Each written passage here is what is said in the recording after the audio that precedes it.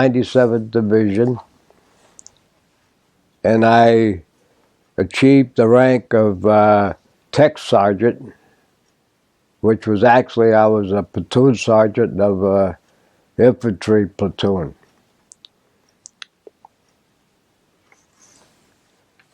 And we traveled for almost 2 years in the United States in various training camps. Then we went over to Europe, and we actually were in the last battle in Europe, which was called the Ruhr Pocket. That's where we went across the river from Bonn, Germany, up along the river, and we captured Dusseldorf. Then we went over on the Czechoslovakian border and captured Pilsen, Czechoslovakia. We were on the main highway towards Prague, riding army tanks because everything was moving so fast. And on May 7th of 1945, they stopped us, and the next day the war ended. How about your early days before the service?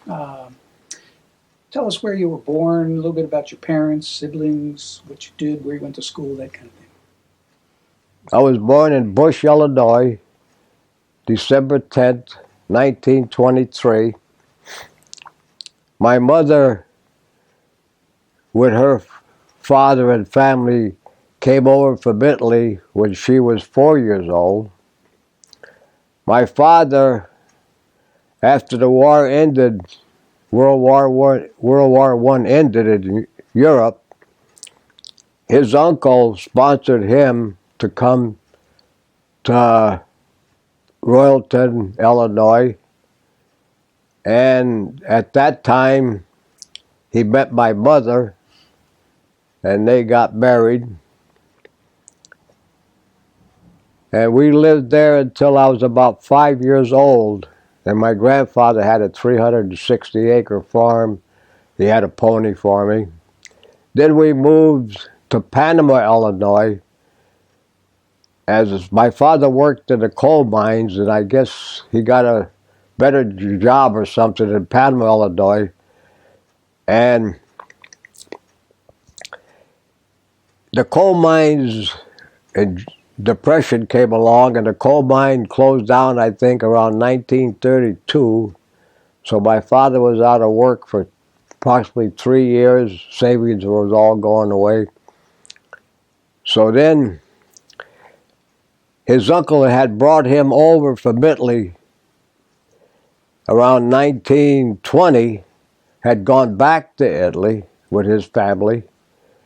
Then he had come back to Norwich, Connecticut, because his wife's sister was here, and he told my father that he had a job for him working for Zaki Brothers, a construction company, at 35 cents an hour. So my father had to decide to whether to go to Highwood, Illinois, and work on the golf courses, or come to Connecticut.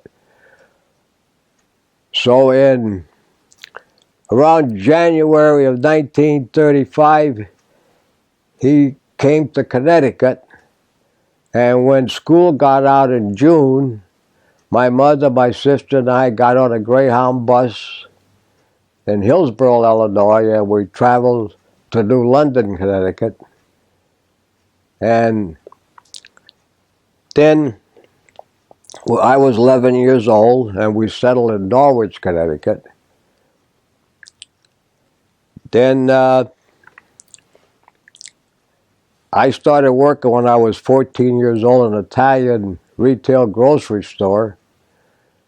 And another fellow and I had bought 3 Sunday paper routes in Norwich. And that's when I think the New York Times might have been 10 cents. So we took wagons with boards on the side, and the wholesaler newspaper would deliver the magazines in one spot, and then we would split them up into the 3 routes, and we paid another fellow to do one route, and we did the other 2. I graduated from Norwich Free Academy in 1941, and I had taken a commercial course, which was bookkeeping and typing. But I got out of school in March. They had a work program. So Universal Food Stores was a chain of retail stores. They hired me to work in the office for $16 a week. At the same time, I was working at First National at the first supermarkets around, kind of small, after high school and Saturdays. So I kept, and then I was sorry I ever left high school to go to work in March. I should have stayed in high school and enjoyed the last 2 or 3 months. Then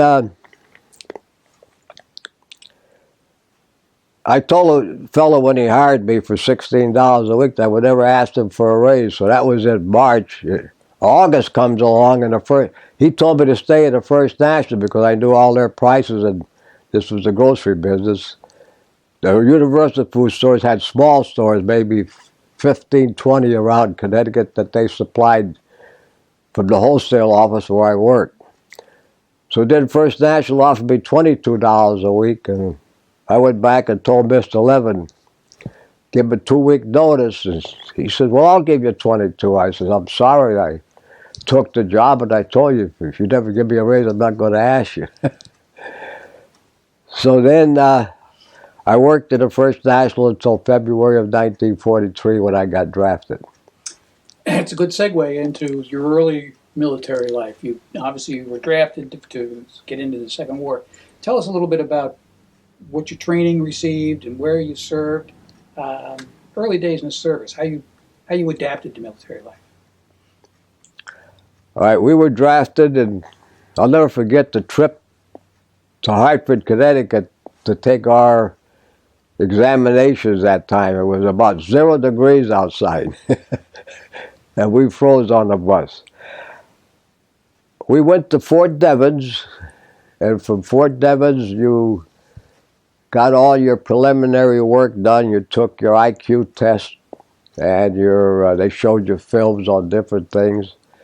And from Fort Devens, there was 4 of us from Norwich that stayed together. We went to Camp Swift, Texas, and they reactivated the 97th Division. So they had like a category personnel, like they had maybe a first sergeant and maybe a mess sergeant in the company. And I was assigned to Company F, and right away I was assigned as a squad leader. Now This was basic training? Yeah. Or was this after? It's basic training. Yeah. Okay. Now we did basic training. I think it was either 13 or 10 or 13 weeks in Camp Swift, Texas, and we were allowed. We were about, I think, 50 miles from Austin. So on the weekend we would go to Austin, Texas, and there was like a beautiful spring area with springs, like a little lake-like, and we used to go there swimming. Then I got a furlough after basic training, and me and my friend of mine from high school, he was in the artillery, Leonard Hoagland. We came back on a furlough to Norwich. Then we went 10 days or so. Then from Camp Swift, Texas, we went on Louisiana maneuvers. And we stayed out there probably from in the fall up to around December doing maneuvers in Louisiana. And while we were in Camp Swift, Texas, there was I think it was called ASTP, where they took a lot of the fellas and sent them to college. They had picked me to go to college, but I was in the hospital like catch poison ivy very easily. And I was in the hospital for at least a week in Texas with poison ivy all over my body. So the first sergeant just said, I'm not going to go to the college. Well, we come off of Louisiana maneuvers into Fort Leonard, Missouri.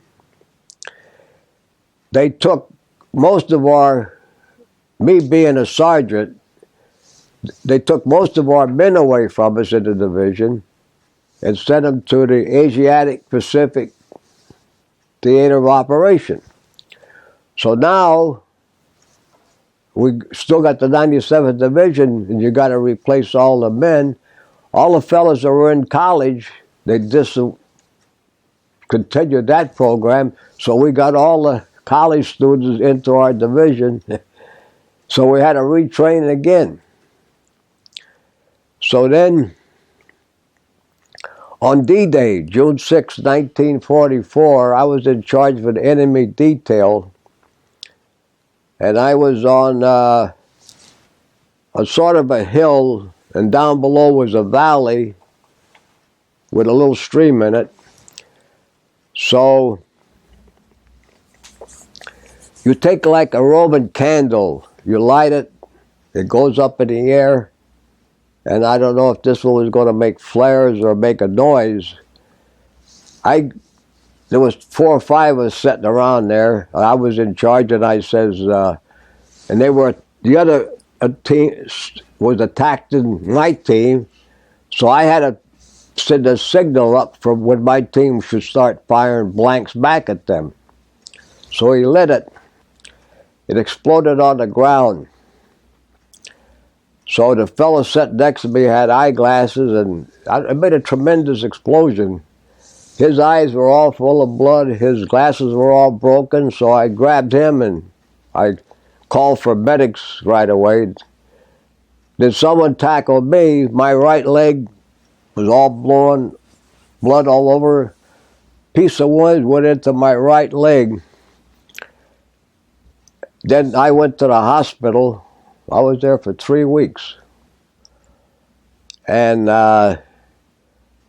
in the meantime, my outfit ships out to San Luis Obispo, California. So when I got out of the hospital, I got a furlough. They gave me a furlough. I came back to Connecticut. Then I came back to Fort Leonard Wood. One of my men was in the brig for something. So I picked him up, and I had orders to go to San Luis Obispo. It didn't tell me what time to get there. It didn't say 3 days, 2 days. So we got on a train in Kansas City. We get to L.A., and I says to the guy, "You got any money?" He says, "Yeah." I said, "Let's stay here for a day." I get up to camp, and the first sergeant says, "You're late." I said, no. There's no date on these orders." So then, from San Luis Obispo, we went to Camp Cook. That was right near Santa Maria. And on weekends, there was a fellow there that lived in Los Angeles. So we paid him, I think, $9. We'd drive down to Los Angeles, and then Saturday night we'd go to the Palladium. That was a dance hall on Sunset Boulevard in Hollywood. And soft drinks, and we met a bunch of girls, and we danced there. Then we went to amphibious training at the Camp Pendleton. Then after that, we came back to Camp Cook. And 3 days before Christmas of 1944, the first sergeant says to me, "We're going to be shipping out to the Pacific shortly. I got a permission to send a few of you fellows home on furlough." So I says, "Thanks a lot, but I'll take it." The reason for that is I got on a train in L.A. 2 days before Christmas. Well, it took 2 days from L.A. to get to Chicago. And I decided whether to go up to Highwood, Illinois, where I had relatives, or catch the train to New York and get home the day after Christmas. So I came home the day after Christmas. Then we go back to California, and I said to my parents, I'm shipping out for the Pacific. They had the Belgian bulge in Europe and had trouble, and before we know it, we're going to Europe. So then we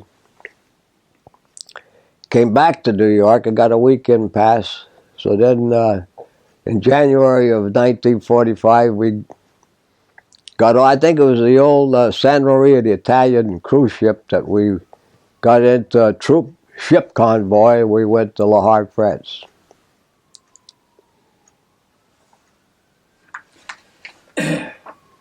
What units? Now you're starting your wartime experience, basically from Le Havre, I presume. Tell us about what units you served in and what you saw and where you went. Were you injured? Those kinds of things. Just your basic military. Well, in Le Havre, France, we went to Camp Lucky Strike. They had different camps. They called them after the cigarettes, Lucky Strike, Old Gold, and so forth. And we stayed there. Then we got on a train in Le Havre, France, and they were boxcars. You know, like they put the cattle in, all closed up. They had straw at the bottom. Then by train we went Belgium, Holland, into Germany. And we got off the train in Bonn, Germany. Then they trucked us over across the river. They had pontoon bridges there. And that night, we got off the trucks. Now we were forced marching to relieve people. Troops that were already in foxholes in position to jump off for an attack. And it was 10 o'clock at night. The Germans shelled this Four Corner, and an odd situation happened to me. On my back of my full field pack, I had a special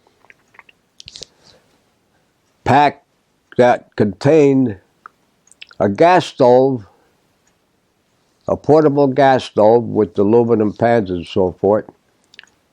It fell off. I picked it up. I put it on my right side, and the shells were coming at this crossroad. All of a sudden, I felt a sting, like burning sensation on my right hand.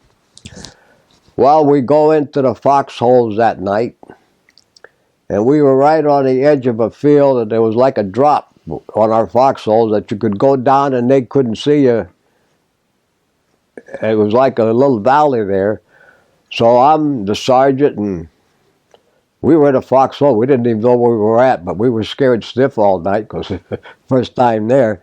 I go to make coffee. I open up the pot. There's a piece of shrapnel in there the size of my thumb, a hole in the pot. So evidently, if that didn't fall off and I pick it up, I would have got hit in my right side for shrapnel. So then we stayed in foxhole, say, for a week, 10 days. Then the orders came. The Germans were in a semicircle from Siegburg, Germany, across from Bonn, up to Dusseldorf. And like a semicircle, they were trapped. There was 350,000 Germans. And that was called the last battle of Ruhr Pocket. So one night about 7 o'clock twilight, we jumped off. And the Germans were in Siegburg, Germany, on top of a hill. And later on, I found out that it was a monastery. They were up there with all their 88s and machine guns. And everything was coming at us. We had to go force march across this field. A friend of mine, I turned to the right, got his leg blown off, but we had to keep going. There was a small river we had to cross. So I got all my men across, but you had to go back and forth on the boats, little rowboats. So there was 6 of us left, and the fellow on the other side, I'm not bringing the boat back. So I said, well, raise your rifles up, buddies. I said, if you don't bring the boat back, you're dead, because we're dead anyway. So he brought the boat back finally, and with bullet holes in it and water. The river wasn't that wide. And we got across, and then I looked up on the records in this book that this friend of mine made for me, 50 pages of my time in the service. I remember I got him the Silver Star for that transaction, and it's recorded in the records. Then all night long we fought street to street, house to house. Funny thing happened to me again. Some bullet hit my M1, shattered it, knocked it right out of my hand. So I kept walking, and there was some soldier lying on the ground there, and we can't stop. We got it. So I picked up his carbine and kept going. So then after 2 days we captured Siegburg. Some other troops went way up on the hill. We just kept going on the ground. Then 2 days later we hit one of their big factories, and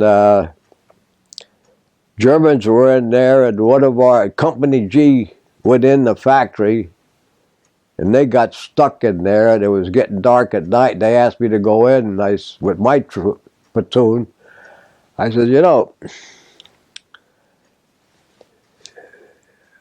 I don't know if this lieutenant in there, I heard that he don't take prisoners, and if he's not taking prisoners, we got trouble. So then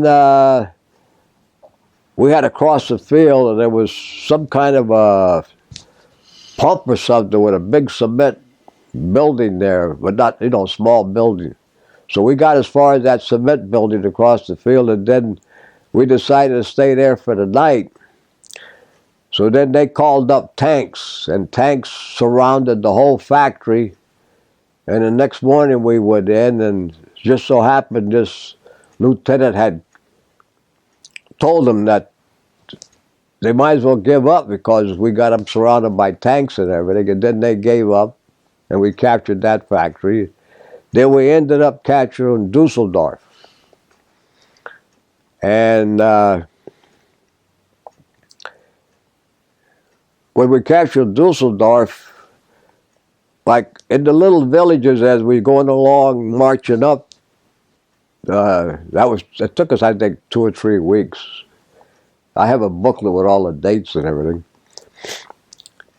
We used to stay, instead of sleeping out in tents on the ground, these little villages, we'd go in and ask the German ladies if we could sleep in the house. And one lady says to me, I got nice furniture. And I said, I see that. I said, well, everybody's got to take their boots off. In other words, we're talking to these German women like I would talk to an American woman. I mean, so one lady says to me, last night you killed my son. I said, I didn't fire a shot last night. I said, I didn't kill him. Hitler told you to go fight. Our president told me to go fight. So that's the only reason we're here. And she says, you're right. So in Dusseldorf, we went in, there was a post office and apartments upstairs. So I took my platoon and we went up, but the apartments were empty and we slept there during the night. Well, I put 2 guys on guard duty at the door. I don't know what happened, but 2 or 3 o'clock in the morning, that building's on fire. So I got everybody out because we had another lower roof or something. We jumped on that. But a friend of mine, Dominic Rapice, got trapped.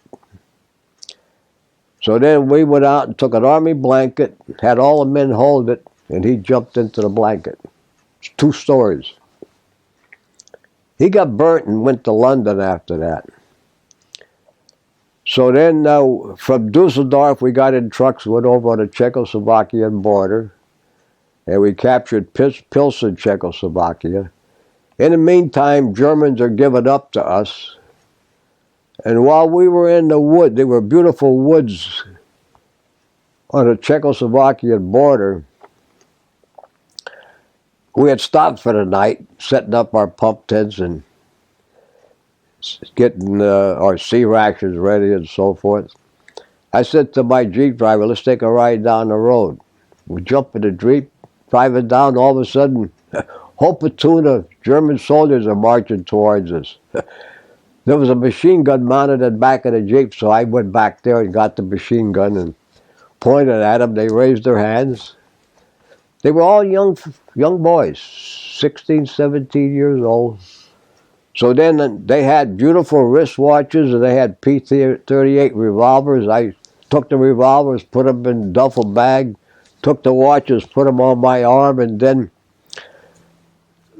they gave up, so I told them, escorted them to the prisoner of war camp to where we would send the prisoners in back of us. And then I gave everybody a watch and a gun. Then we captured Pilsen, and we were on the main highway going to Prague when we could hear I guess they were Russian ladies talking in tanks. So then we were moving so fast, and the Germans were giving up to us by the truckloads. And we checked them as the trucks and sent them back. And the reason they were giving up, they didn't want to surrender to the Russians. I think they did quite a bit of damage in Russia. The Russians weren't taking too many prisoners. So on May 7th, we stopped on the main highway, and according to the records, I think on May 8th, the paperwork was signed and the war ended. Then they pulled us back into Germany. We were first troops back in New York City in June of 45, the whole division. I think us in the 89th, we were the 97th and the 89th, because we had training, amphibious training in California. So you know where we were going. We got a furlough again. Then we went to Fort Bragg, North Carolina, got our whole division re-equipped with equipment. Then we went to Fort Lewis, Washington. And I had an uncle in Tacoma, and I got to see him one weekend. And then we got on the General Hershey, and we were on the way to Cebu in the Philippines to group, I guess, to get in a flotilla to land on the main island of Japan when President Truman, he dropped the bomb. So then we were on the boat about 30 days. Then we ended up in Leyte in the Philippines. And driving into that bay, you could see all the sunken top of ships. Tremendous amount of ships that were sunk there, because it was hills on all sides, and it was a bay like a horseshoe shape. So we stayed there for a day. Then we got our orders, and we were among the first troops to land at Yokohama, Japan. Then we went to Kumagaya Airport, and from there we went and searched all the tunnels on the Mount Fuji. That must have been the Japanese main headquarters, because there were tunnels all over the place. Then we ended up in Nagata, Japan, doing occupation duty, which it was a town of about 300,000 people. So every third day I was on duty, and I'd go to the police station and operate out of there with a Jeep driver, and I would check my bid station around Nagata, Japan. That was until the first part of March of 1946. And I became very friendly with the police chief, and he gave me a saber, I guess. It was a long, high sword. and then I shipped it home to my parents in the United States. And then in March of '46, they disbanded the division, and we came back to Seattle, Washington, and got on the train and came back to Fort Devens, and we got discharged in March of '46. What was your homecoming like? When I came home, my parents were very happy to see me that I made it, and I had sent home quite a bit of money, and I was very fortunate. I had $10,000 in the bank. That was a lot of money back in 1946. So, seeing that the government was going to pay my college tuition, I immediately ordered a brand new Chevrolet car in April of '46. I immediately applied. The 4 or 5 of us buddies would hang around at this luncheonette that evening, and they were going to go to 4-year college, most of them. I says, I'm going to take accounting. So Bentley College in Boston, I said, is one of the highest rated accounting schools in the United States outside of Wharton School of Finance. And I says, it's a 2-year course. I says, if I go to UConn for 4 years, I'm not going to get any more accounting than I get there. So I applied for Bentley College. I get a reply, completely full for September of '46, but you have been admitted for September of '47. So I decided to wait till '47 because I wanted to go to Bentley College. So then I had worked in a First National store. I went back there, and they said, oh yeah, you get your job back. But they never told me I'd get 2 weeks vacation pay by just working one day. They said $35 a week, plus you got to pay union dues. I said, look, I was making $22 in 1941 a week. I said, by the time I left in February of '43, there was no men left. I said, I was a young kid practically running the store outside of Mr. Lyons, who was the manager, but, you know, he was 65, 70. I said, I was making 55, 60 bucks a week. Now you want me to work for 35 and pay dues? I said, no, forget it. So a friend of my father, my uncle's, was a foreman on road construction. And my cousin got discharged about the same time. So he says, I'll give you guys a job. And they was paying us, we made more than $35 a week. We must have made about 50 for laborers. So then I said to my cousin, before I start working, I want to go see my grandfather in Illinois. And goes back to Panama where I used to live and see some cousins in St. Louis and Hillsborough. And I said, by the way, they're your cousins, technically more than mine. And you have, now they were born, him and his brother were born in Panama, Illinois, but their father had gone back to Italy. And he had his father's 2 brothers. One had moved to St. Louis now, and one was still in Hillsborough. So I says, why don't you come with me to see him? What happened was, when his father went back to Italy, they were born in Illinois, and they were American citizens. Mussolini was drafting them in the army.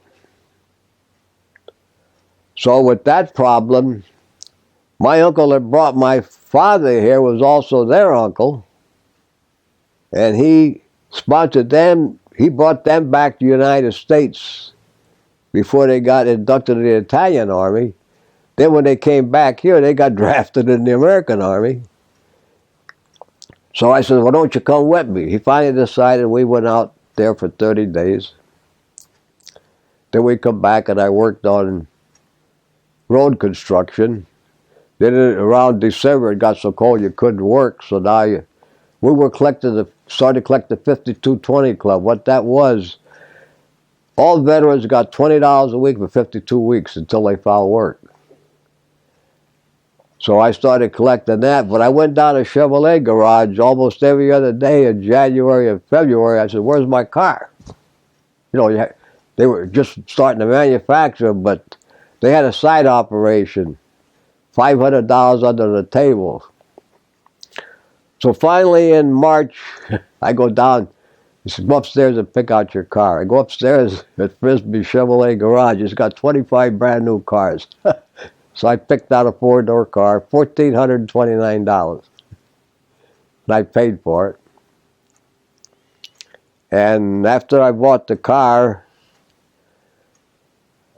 we used to go to Ocean Beach on Sunday night, the big name bands, Harry James and Tommy Dorsey, and on Sunday nights would come. So one Sunday, my wife's cousin says, "Why don't you take my cousin to the dance?" Well, one time he says to me, "Let's go see my aunt." And my wife was there, and I think she was in the kitchen ironing clothes or something. So I said, "I don't even know if she could dance," I said. So finally I took her down, and then in September I started Bentley College, and I was the only one practically with a car, so I had 3 or 4 fellows from Norwich that were going to. One of them was Smokey Ballard, was in his 2nd year at Bentley College, and I'm in my 1st year, and they didn't have dormitories, so they were like brownstone houses, say 8, 10 rooms to a house and 2 beds in a room, and they had a lady in charge. It was $10 a week, so I roomed with him the 1st year. Then I says, I don't know, the girls up there at Radcliffe and Simmons you'd go out to these clubs and they were drinking and smoking. I said, "You know what? I want to go home and see my wife on the weekend." I said, "Any of you guys want to come home?" "Oh, yeah." So I said, $4 round trip. So 3 or 4 of us came back. We left Boston 3 o'clock every Friday and left Norwich 7 o'clock every Sunday. And for 2 years, I came home every weekend from school, and I got engaged with my wife because the fellow in back of me, his father-in-law was one of the few diamond cutters in New England. And he had his operation, I think it was Washington Street, the main street, downtown Boston. So I took my wife down there to his office and go up, and he had diamonds wrapped up in aluminum foil and things in the safe. So she had her pick out a ring and half a carat. So I got her a ring, and we were engaged. We got engaged, I would say, 40. So we got engaged in the spring of 48. Yeah, it was $216 for that ring, half a carat. What have you done since in terms of career after Bentley? All right, after Bentley, generally General Motors, Liberty Mutual came and hired 50 of us. Well, I don't know what my average was, but I mean how high I was in the class, but in accounting, I would say my average was 90. They went by figures, 95. I've got my records here. English and law, I got 88, I think. Nobody was hiring anybody. It was bad. So Peter Demetrius lived in Bridgeport, and Bob Woodcock lived there. Bob stayed and worked at the school. So I went down and picked up Peter. We went into New York, and I took a 5-hour exam with an accounting firm. I don't know if Peter passed it.